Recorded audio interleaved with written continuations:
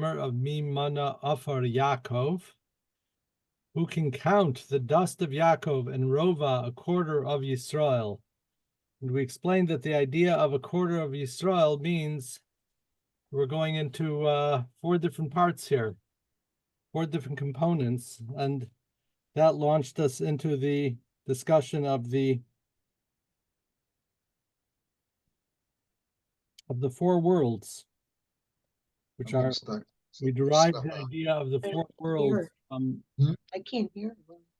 Oh, you can hear okay? Okay.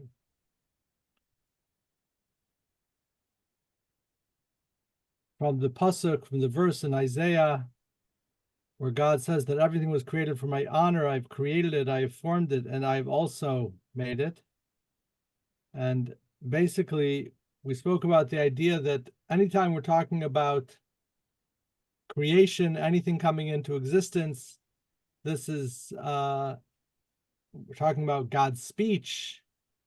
We're talking about the way that something goes from its state of latency, or like when you have an idea, a thought in the mind, and then from the mind, it can become expressed into the world. Rabbi, I think you have to make the font a little bit bigger. Okay, no problem. That's too much. Maybe, I don't know. That's good. There we go. Yeah. It's up to other people. This is good for me, but maybe some people need the next larger size. Just worried about you, David. Nobody else. Oh, okay. I'm kidding. All right. Well, I'm looking on a tablet, so I don't know if people are looking on a phone or a computer. The squeaky wheel gets the oil, gets the grease. Squeak, squeak. Wheel gets the grease. Okay. And then we spoke about how all of the individuation comes about in specifically in the world of speech. And but everything is sourced in a higher level, namely in the level of the machshava, in the level of thought.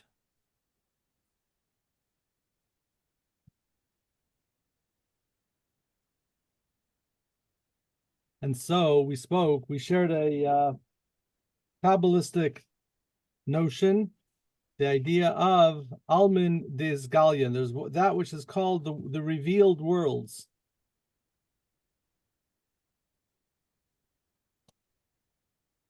The revealed worlds doesn't only mean this physical world, but also the spiritual worlds that precede it, namely the worlds of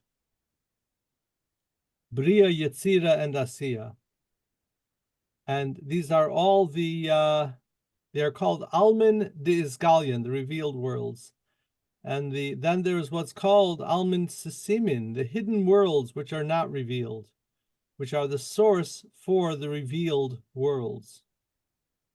So spiritually speaking, we're talking about going from there's so many different analogies of this. We could understand it on a human level. We have our conscious level.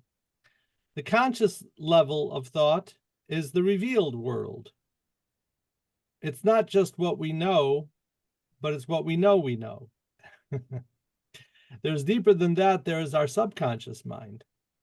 And a lot of decisions that we make and a lot of what's going on, a lot of the processing that's going on inside of us is really coming from a deeper level of subconscious mind. And that's a level that we know, but we don't know that we know. We're not even aware of what we know. And this is what's going on in our subconscious mind. So just by way of analogy, in the creation of the world, you have the reveal, and which is considered a higher level, our conscious mind or our subconscious? Well, the subconscious is certainly a deeper mind, and you could have different levels of awareness and consciousness deeper and deeper than that. So we get, as human beings, we get fixated on that which is revealed.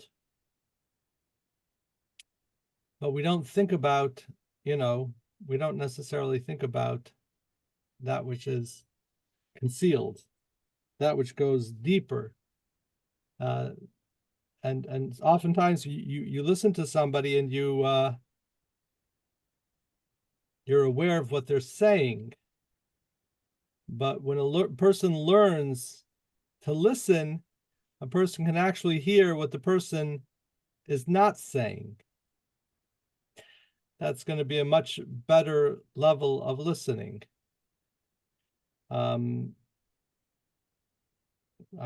Somebody had called me yesterday and was asking me, he's been giving tzedakah to a person, to a friend of his, and basically he's worried about his friend he's enabling him.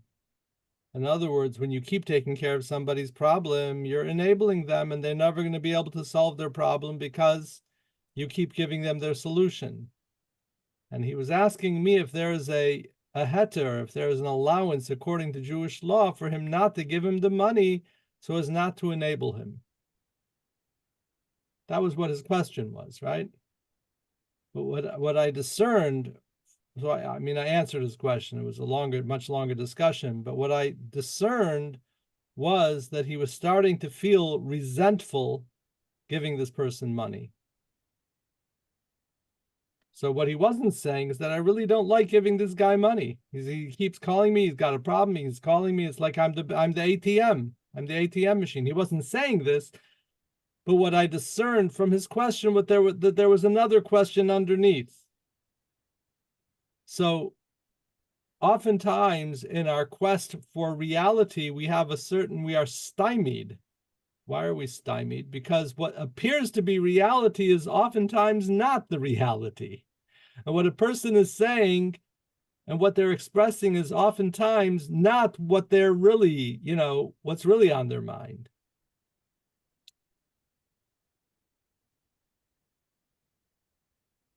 It's one of the amazing things with the Rebbe. People would go to the Rebbe and the Rebbe would answer the questions that the person asked and also the questions that the person didn't ask. There's stories told. There's a story told of we're coming up to Gimel Tammuz and the Rebbe's Yortzeit. A fellow had he had all of his concerns and worries written out on a piece of paper.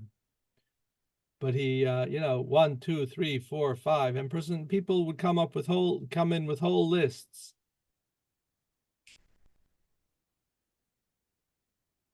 But he got it mixed up. And he had other pieces of paper as well in his pocket. And unfortunately, he wasn't careful about which one he gave the Rebbe. Apparently, he gave the Rebbe his shopping list. But the Rebbe took the shopping list and sat before him and looked through. And the Rebbe answered each of his problems, his issues from the paper that he didn't give to the Rebbe, one by one, right? Then he gave him back his sheet. And he went out of the Rebbe's office. He saw that the paper that he gave the Rebbe was the shopping list.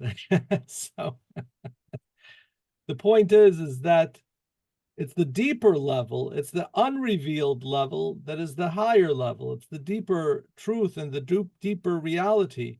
And we can't, we all want to be real. We all want to have, we're all seeking some level of reality, but we have to understand that the five senses don't necessarily give us the entire reality.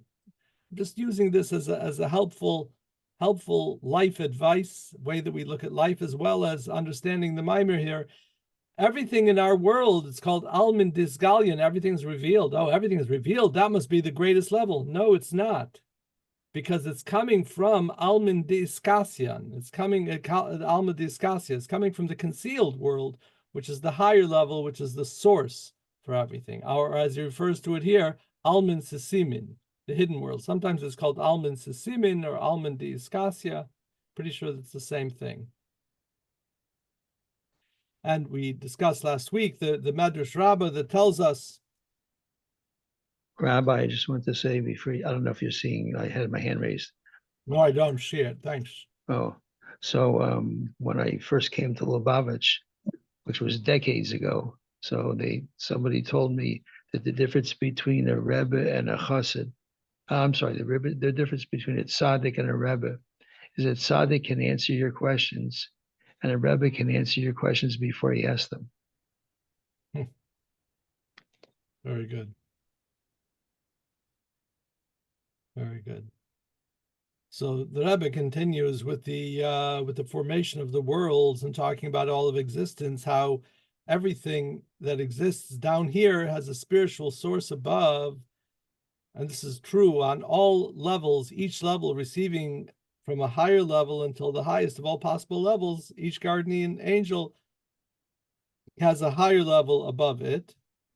And there's always a level going higher than that.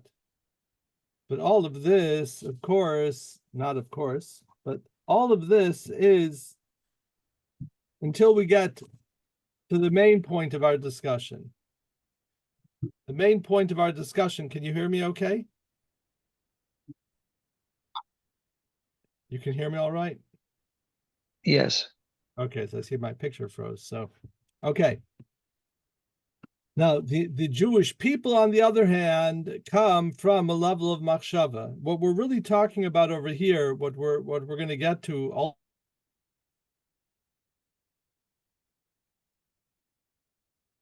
here. Now we didn't hear you for a minute. Okay.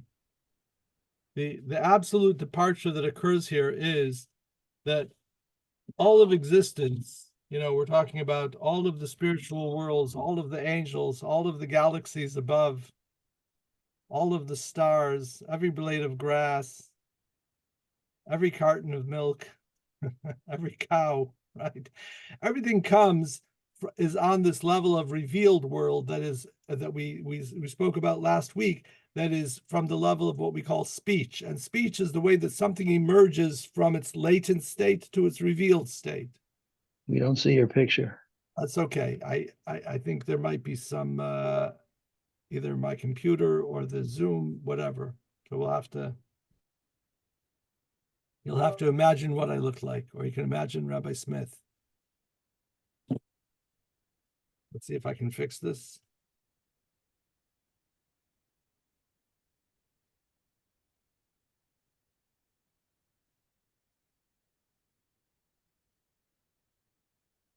Not If you hold on, I'll get a pencil and paper. You draw a the picture where I imagine you used to look like. me. Yeah. Yeah, it seems that my cursor is not working either. Anyway, we're gonna go see if we go further. Maybe it'll and give it time, and maybe it will. Rabbi, Yes. you may want to try rebooting your computer. Mm, That usually does help. right. I may have to do that because this is not for some reason my okay, I may have to do that because I'm not going to be able to turn the page here with us without my cursor working. Okay, I'll be right back.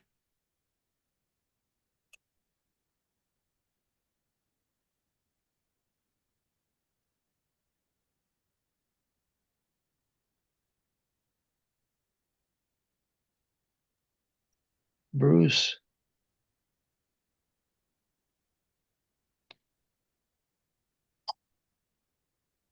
Yes, David. if you had a problem with like a refrigerator or something, you used to kick it.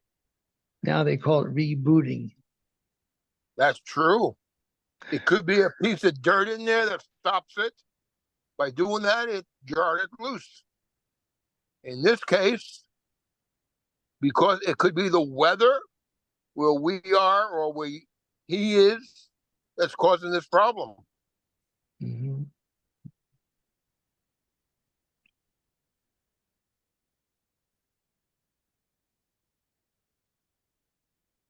That looks interesting.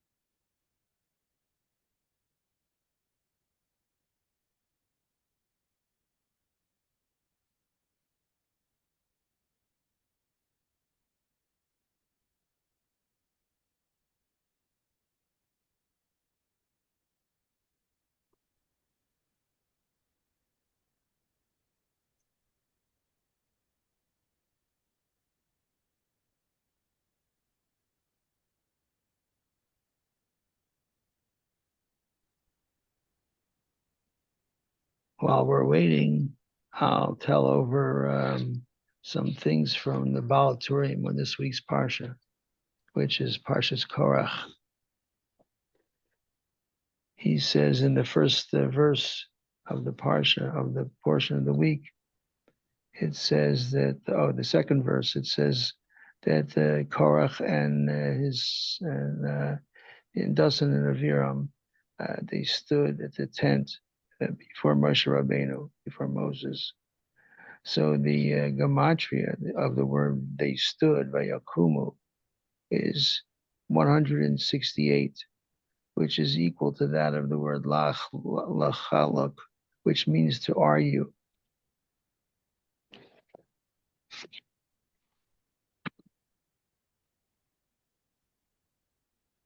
Thank you, David.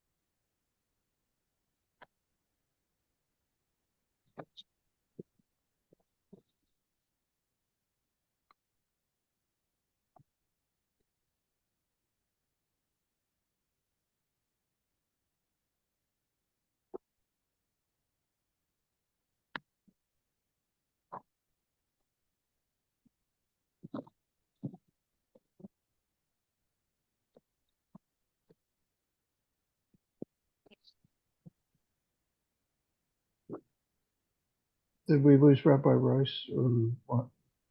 He went to try to adjust his computer. Okay.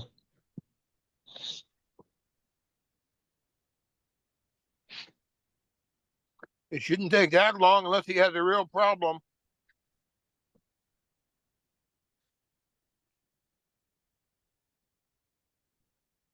I'll tell over some Devar Torahs while we're waiting.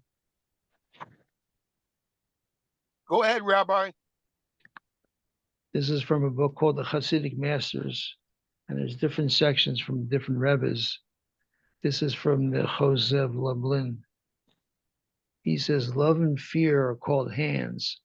The reason is because with them, we give God a hand so that he should hold on to us, so to speak. We also receive sustenance from God through our love and fear of him. With them, we give God delight, since without love and fear, our good deeds cannot ascend on high. Love and fear are therefore give pleasure to Hashem, and it is for this reason that they are called hands.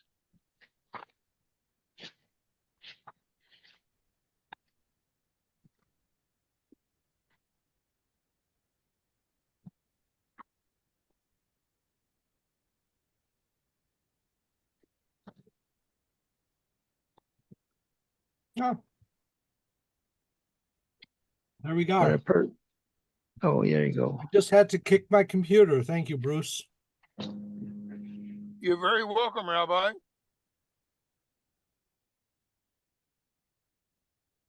Meanwhile, Rabbi David enlightened us. Oh yeah, very good. He taught you the rest of the discourse. I wish it was the rest of it, but he enlightened us. Enlightened you. Hopefully, it included some humor.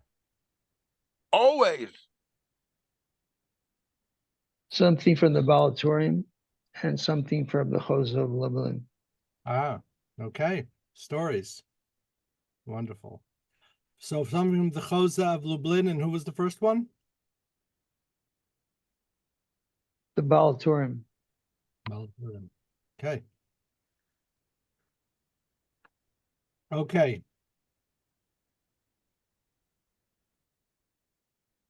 So now Yisrael came up in heaven in Hashem's thoughts, meaning the Jewish people arose in Hashem's thoughts, not from the level of speech, which is the level of expression in a created level, but we come from the hidden, concealed worlds. Just like regarding a person's thoughts, we find two things. Number one, his thoughts are hidden behind his speech. Excuse me. Or rather, the speech is the machshava is the latent, is there in a latent form behind his speech. And also, in thought, you can have something in one flash that's going to take a lot of speaking to express, as we spoke about last week. And these two aspects of thought come from the two facts that thought is a higher level than speech. And this is because thought is called the inner garment of the soul, which is totally united with the soul of the person. So we've spoken about this before, that we have, the question that we always come back to. So what are we really, right? And sometimes we think, well, who we are depends upon what we do. The truth of the matter is, Chassidus explains that that's not necessarily the truth. There is a truth to that, but what you do and what you speak are really what you do and what you speak. Who you are is something deeper than that. So are we what we think? No, well, even thought is a garment. And behind the garment, there's what we know and how we feel about it. That's would be called our inner psyche. What's going on? Those wheels that are turning inside of our head, what we know and how we feel about what we know. And this happens on the level of goodness, on the level of holiness. It happens on the level of the mundane life and world. So what we know and how we feel about it is the truth of what's of who we are, the truth of what's going on inside of us. They are called the kochos hanefesh, the powers of the soul. But those powers have garments, and we relate a lot more to the garments.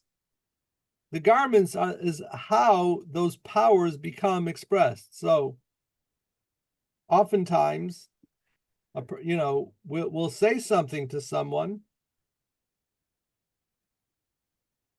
based on how we're feeling, and we're going to say certain words. So sometimes we might react in a negative way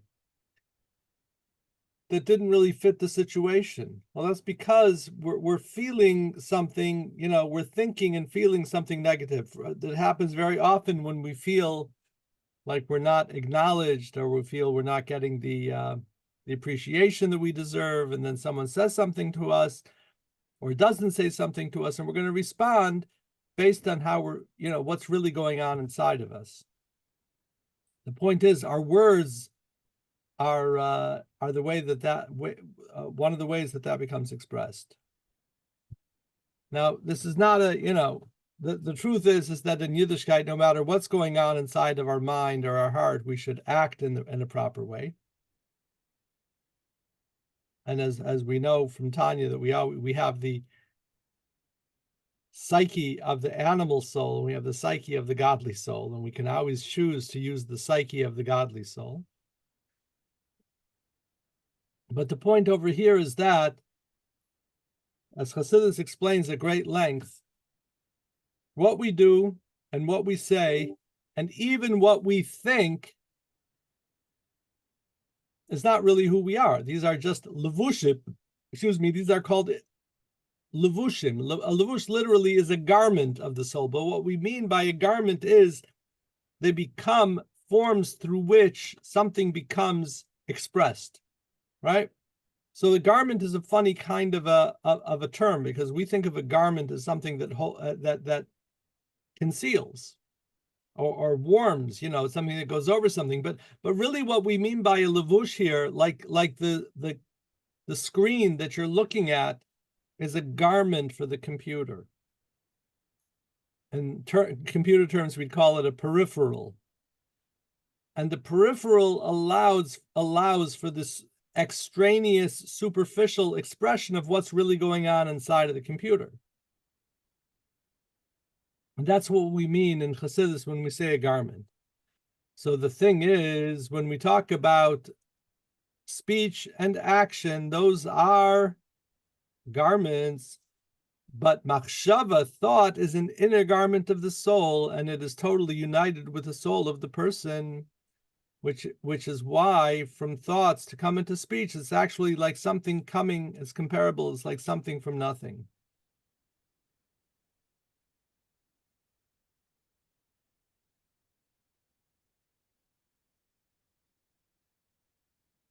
We're going to go further.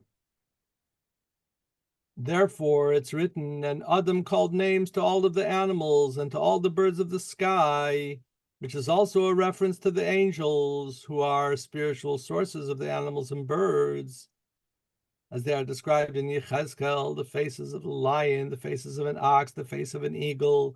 These were all parts of the holy chariot, meaning he called the angels by their names of Michael and Gabriel, etc.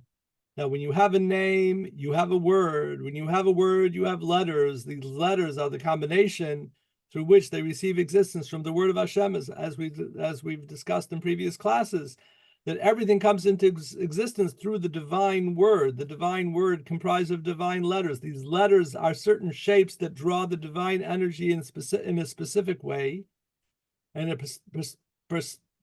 particular formulaic way. And when you combine these particular letters, you get a flow of divine energy for Michael, for Gabriel, the angels, for the angelic forms. But you also get it for the animals here in this world. You get it for me and for you, right? But we're going to see that there's one thing that did not have a name. So all of these things had names. You know why they had names? Because they were all from the world of speech. And speech is something that becomes expressed. And so they all had names.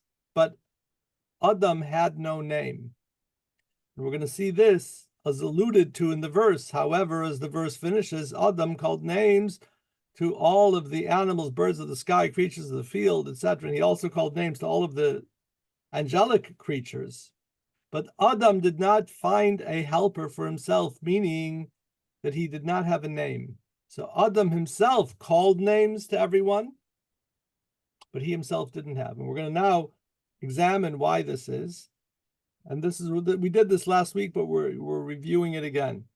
So this is because before the divine soul comes into the world, into a body, it doesn't have a name at all. Rabbi, Yes. if you can bump it up one more time, I'm sorry. No problem, please. That's good. It's very easy for me to do. Happy to help. So why didn't he have a name? We're now going to answer a question based on the idea that Adam did not have a helper. The Ramban Nachmanides explains this: he did not have a name. So why was it that everything else had a name and he didn't? We're now going to answer that question. This is because before the divine soul comes into this world, into a body, it doesn't have a name at all. Because the source where it comes from is the level of machshava. We said above that Yisrael alu b'machshava, that the Jewish people arose in God's thought, not in his speech. Everything in existence is from God's speech. But Israel arose in God's thought. And the thought is the hidden world, which are not revealed. The person is given the name like Avram, Yitzchok, only after the divine soul becomes invested in the body. But before that, what is it called? We're going to see soon a verse that Avraham was called Echad. He was one because he was totally united with Hashem. And by way of example, if I'm talking to you, anything that's going on in your conscious mind that you're saying, I'm going to know what you're saying. Or if I can tap into your conscious mind,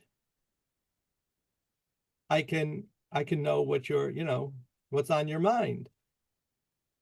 And that's what Adam did in creation. He was able to tap into the divine power of speech and see the speech that was evident in every single existed entity. However, there was one entity that did not come from the level of speech. It did not come from the level of expression, that which was expressed. It came from a level that was hidden, that was concealed. It came from, so to speak, a subconscious level, a level that was unexpressed, and therefore who did not, what didn't have that, what came from that level? That was Adam himself. So Adam himself did not have a name because he came from a hidden, concealed level. Like I spoke about last week, we have an expression in English. We could say, when you want to express something that is it was so amazing or so beautiful or so beyond, you say it's beyond words. It's beyond words. What does beyond words mean? It means that, oh, you can't find words for it. No, words are not going to do it justice because it was so amazing. It was beyond any word that I could possibly say. We say this every week in davening in the Nishmas. Yes, please, Yisrael, you heard this. Yeah. Yes. When does the soul come into the body? At conception, or at 3 months or 4 months? Or when does the soul come to the body? Well, the first time when the soul comes into a body is when the baby is at the point of birth. But it doesn't come in fully. It comes in then at the next level. For a boy, it comes in at his bris, at which point he receives a name, and it's brought in holy writings that the same thing occurs for a girl when she is called by her name. So the soul continues to come into the body. By the bar bas mitzvah, it comes in at a greater level, and finally at marriage, it comes to the greatest level. So there are stages at which the body comes in, the soul becomes invested in the body. So there's no soul until the baby's about to be born. Is that when it's supposed to be kissed by an angel or something, then taught the whole Torah or something? Okay, so these are all very good questions. So it's explained that it has a soul, but the soul has not become synthesized, integrated into the body. And the Rebbe, there's a talk of the Rebbe on this, where the Rebbe explains this. This is from a teaching of in the Gemara in Nida. It says Darash Rabbi Simloi. Rabbi Simloi had this whole talk where he spoke about the existence of a neshamale, of a small neshama in the body. And what is the body compared to? And the body is folded over. It's like a laptop that's closed. It's folded over, and its head is between its knees, and it sees, and there's a flame lit above its head. And so Chassidus explains that this flame lit above the head is the presence of the neshama. But what do we see about this neshama? That it's not in the body. And thus the human being is not considered alive until birth. Then the whole subject of abortion would be tied in with that. Okay, well, here we go. So if the mother and the fetus's life are both in danger, right. So before the baby is born, before the baby emerges, before the head emerges, let's be very specific. So whose life takes precedence? The mother's. Mother's. Why? Why not the life of the baby? It's also a life. The reason is because it's not a life yet. It's not considered alive until it's born. So why is abortion prohibited? Because it's an absolute 100% potential life. Okay. Because it's a potential life. We don't believe that life begins at conception or at some other point. We believe that life begins at birth, halachically. Halachically, life begins at birth. If life began earlier, then if the fetus's life was in danger, and you had the mother of the fetus, then you could possibly save the fetus and let the mother and have the mother die, or pick a number or pick a straw. How would you know whose life to save? No, there's no question about it. Halachically, you save the mother's life, because life does not begin until birth. So why do we make a big deal about abortion? Abortion is absolutely prohibited, not because you're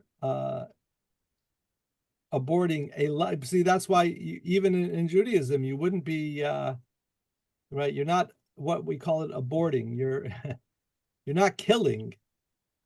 What you're doing is you are aborting a potential life, and that is prohibited. That is also prohibited by God's law for Jews and for non-Jews. It's one of the Sheva mitzvot Noach, one of the 7 Noach laws.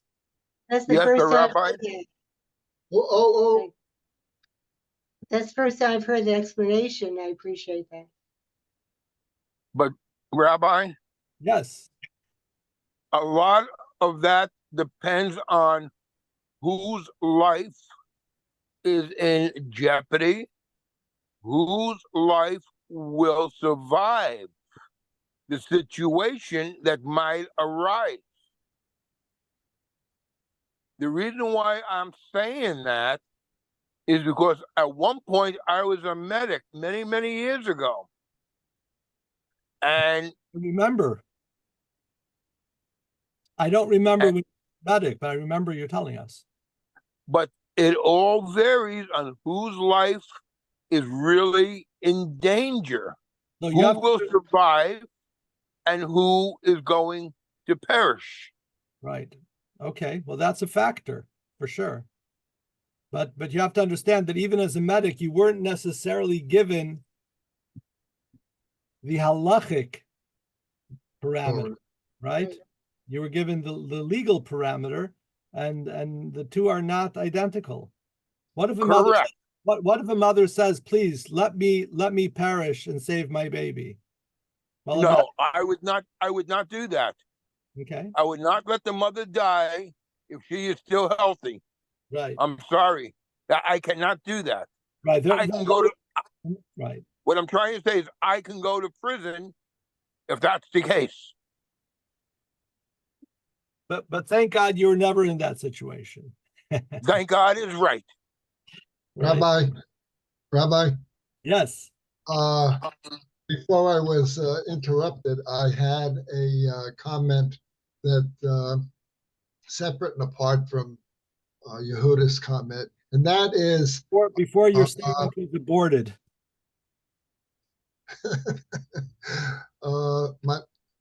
The question is, was the Adam Harishon's dilemma as to not having a name was what I assume that was before Chava materialized. Is that right?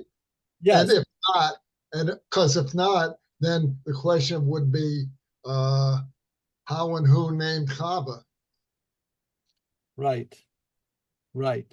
It's a long discussion looking into the psukim. So we're for the sake of the mimer, we're looking at one thing. He named all of the animals. Chava was not in the picture yet. It says that Adam was missing a helpmate. Now that's the simple meaning, and some of the rabbis interpret a helpmate meaning that he named all of the animals, but he himself did not have a name. And why didn't he have a name? And we're really just looking at one specific thing here. We can get involved with that whole story of creation, which is complicated. We can get involved with abortion, which is even more complicated. But we're going to go back to the mimer here for a moment. So this is the idea of what is written. So we're saying that before the soul comes into a body, it does not have a name. And really, even when it comes into the body, it doesn't have a name, right? The baby is the nominate until the baby naming, which is going to be for a girl at the baby naming, for a boy at the bris. This is the idea of what is written in Yechezkel. Yechezkel writes, "Son of man." Well, that's just the way that God refers to Yechezkel. Very interesting. He had a special moniker in the book of prophecy for Yechezkel, and he's referred to as Ben Adam, son of man. Those who dwell on these desolate lands, on the land of Yisrael, say Avraham was only one person. Echad Haya Avraham. Yet he inherited the entire land, and we who are so many, to us was given the land to inherit it. We're not going to go into the verse in Yechezkel. We want to point out one thing here. This means Avram, our father, before he was born, you know what he was? He was Echad. He was one. Before his divine soul came into his body, he existed in total oneness with Hashem, referring to the level of Hashem's thoughts, which are totally unified with Hashem, like a person's thoughts are unified with his own soul. These thoughts are called the hidden worlds, which are totally united with Hashem's infinite light, which is a level previous to how the worlds become revealed as seemingly separate from Hashem. And this is called the world of, and these are called the worlds of separateness. Again, the level of Avraham, everything we're talking here about, somehow the idea is in its source, the source material, then becoming expressed, and ultimately from becoming expressed, we're ultimately going to have a world of division, where the world actually becomes divided and separate from Hashem. That's kind of the flow over here. But the original level is the level of hidden worlds, which are totally united with the infinite of Hashem, Mamish, before it becomes individuated into speech, and then through speech, ultimately it's going to come into the world of division. Please, Yehudis. You have to unmute.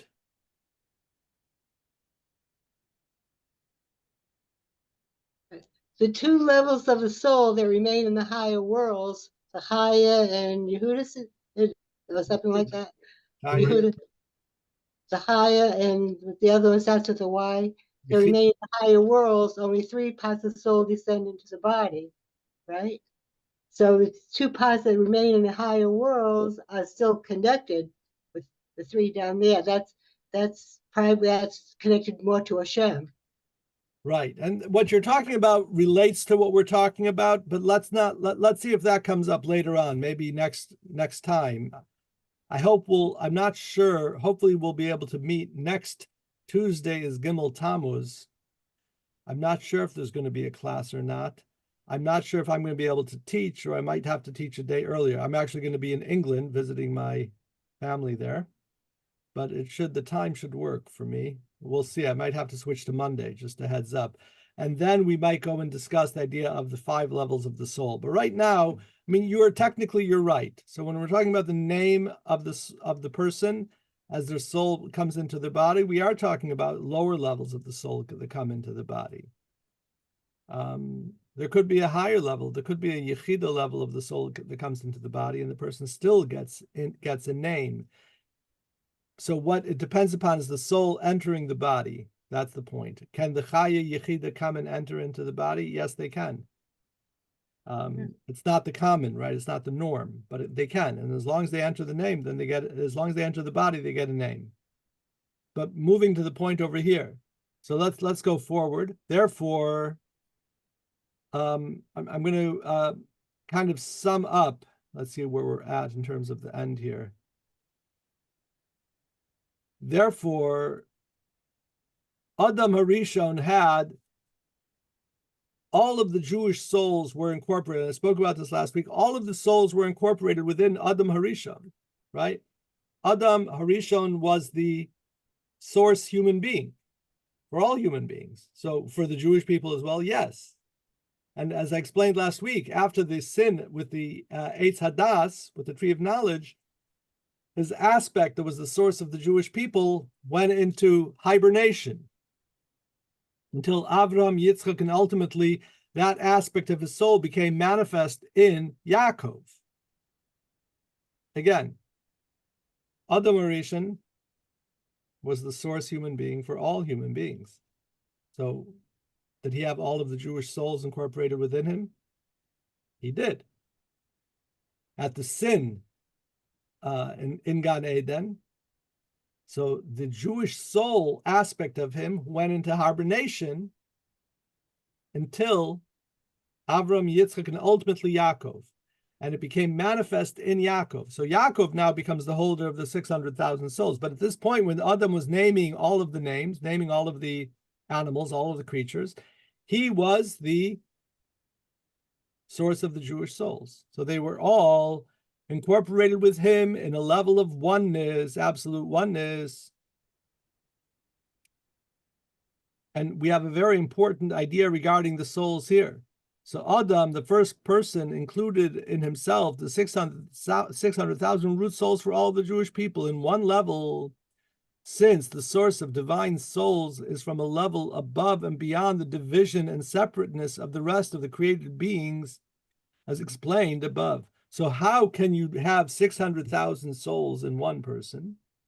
Because really, especially when we're talking about the level of the soul, the way that it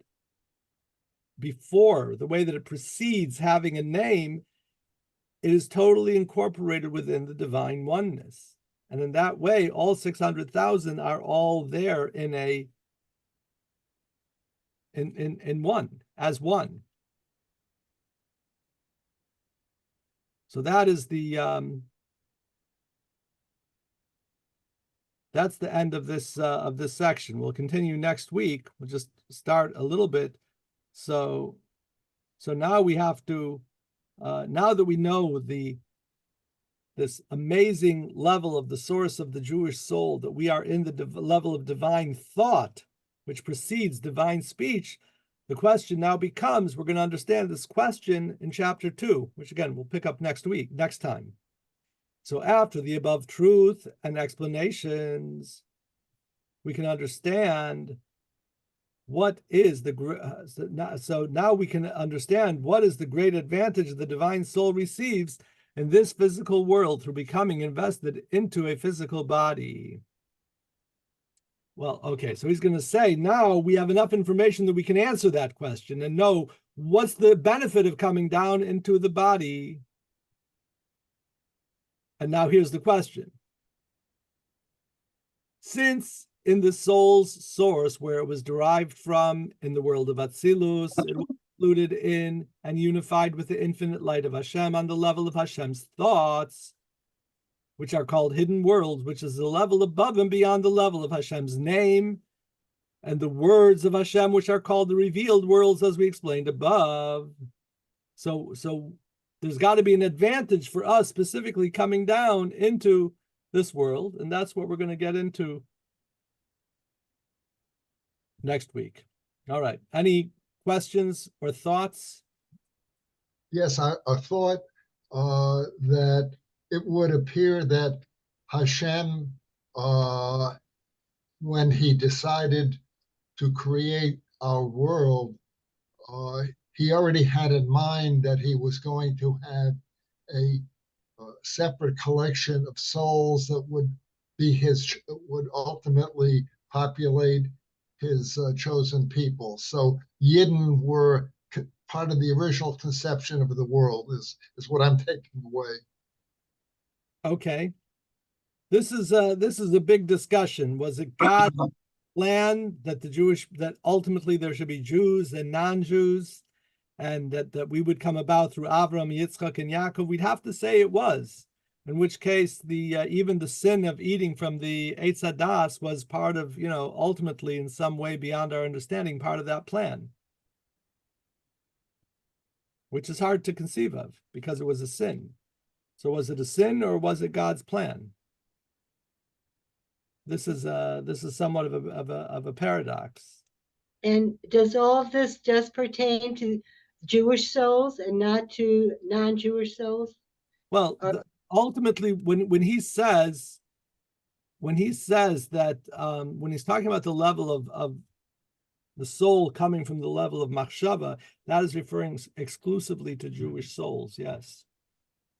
And that's based on the statement in the Medrash that Yisrael alu b'machshava, that the Jewish people, our souls, arose in God's original thought. So our souls were different from the very beginning. Yeah. Well, originally they were incorporated within Adam. So theoretically, there could have been a world that would have been Adam and his progeny, all doing God's work. Theoretically, but in actuality, it seems that wasn't God's plan. But the Jewish souls could be including future converts also to Judaism. Well, if Adam would have been the first Jew, in actuality, then there would have been no converts to Judaism. I'm saying the future souls. If Adam was the first Jew and the sin would not have happened, then all human beings would be Jewish.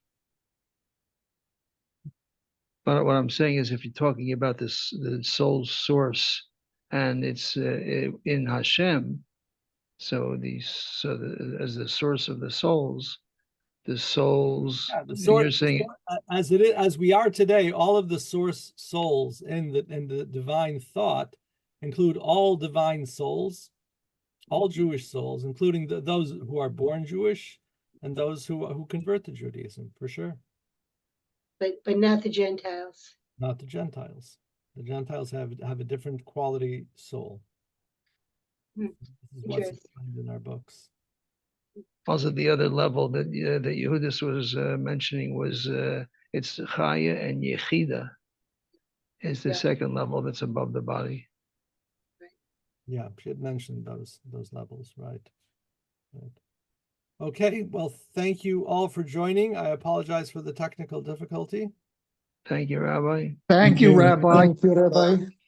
Next week, stay tuned. I'm not sure if I'm teaching on Monday or Tuesday next week. Will we be notified? I guess I could send out an email on the group to let you know. We Yeah, appreciate that. I hope to remember to do that. Okay. Hey. Thank you. Good week, everybody. Thank you. You too. Good,